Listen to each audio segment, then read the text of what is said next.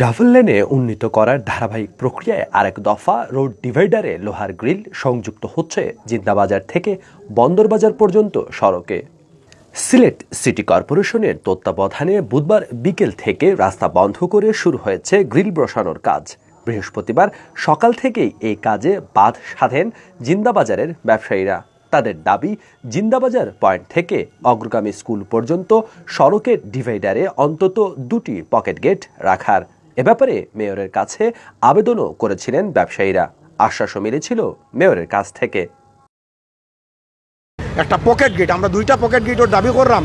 At least 2টা pocket gate যদি আমরা দেন, তাহলে আমরা মুসল্লি সকল যাতে সহজে মসজিদও আইতে পারবো, ওটাও আমরা আসলে মৌলিক দাবি। আমরা অনেক আলোচনা করছি, প্রায় 4বারের মতো বৈঠক করছি। উনি কিন্তু আমাদের কথা দিয়েছিল যে এখানে 2টা পকেট গেট দেবে। কোনো রাস্তা বাড়াবাড়ার কোনো ব্যবস্থা নাই, কারণ এই যে পুরা 300 কত বেশি হইব। আমরা আমাদের ব্যবসা অচল হয়ে যাবে, মসজিদের মুসল্লিরা যাইতে পারবে না।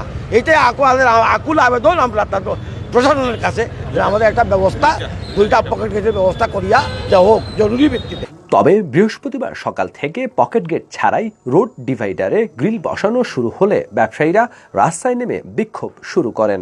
কাজ বন্ধের দাবিতে তারা রাস্তায় অবস্থান নেন।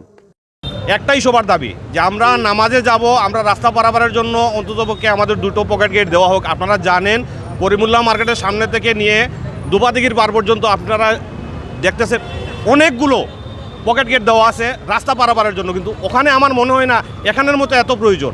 এখানে সবথেকে বড় জিনিস যেটা হচ্ছে, এখানে অনেক মুরব্বী বয়স্ক মানুষ আছে যারা মুসল্লি নামাজে যাবে, ব্যবসায়ী আছে যারা নামাজে যাবে। একটা দোকান রেখে নামাজে যায় মানুষ খুব স্বল্প সময়ের জন্য। এখন নামাজে গিয়ে যদি আধা ঘন্টা দেরি হয়, তাহলে এই ব্যবসা প্রতিষ্ঠানে তো মারাত্মক ক্ষতি হবে। আমরা বলি নাই যে আমরা ডিভাইডার ভেঙে দেন, আমাদেরকে 3 ফুটের 2টো গ্যাপ দেন, তাইলেই আমরা খুশি। ব্যবসায়ীরা প্রায় 2 ঘন্টা রাস্তায় অবস্থানের পর সেখানে আসেন সিসিক মেয়র আরিফ।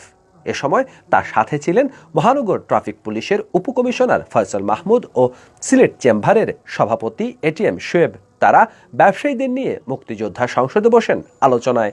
বৈঠক থেকে আসে সমাধান, ব্যবসায়ীদের স্বার্থ রক্ষার আশ্বাস দেন মেয়র। দাবিটাও আমরা আমলে নিয়েছি এবং পুলিশ বিভাগের ডিসি ট্রাফিক সহ তারা ট্রাফিক বিভাগের লোকজন আসছেন। আমি তাদেরকে বলেছি যে সুইটেবল একটা জায়গা, 2 ফিটের একটা জায়গায় জাস্ট আজানের সময় মানুষ যাওয়ার জন্য। তো এইটুকু ওনারা ডিসিশন নিয়ে আমাদেরকে জানাবেন কোন দিকে, কোন পিলারের থেকে বা কোন জায়গায়, এটা আইডেন্টিফাই করে দিলে আমরা সেভাবে করি। আরিফের দেওয়া আশ্বাসে খুশি ব্যবসায়ীরা, তবে এই সিদ্ধান্ত দ্রুত বাস্তবায়ন দেখতে চান তারা। হাসান মোহাম্মদ শামীম, বাংলা ভিউ, সিলেট।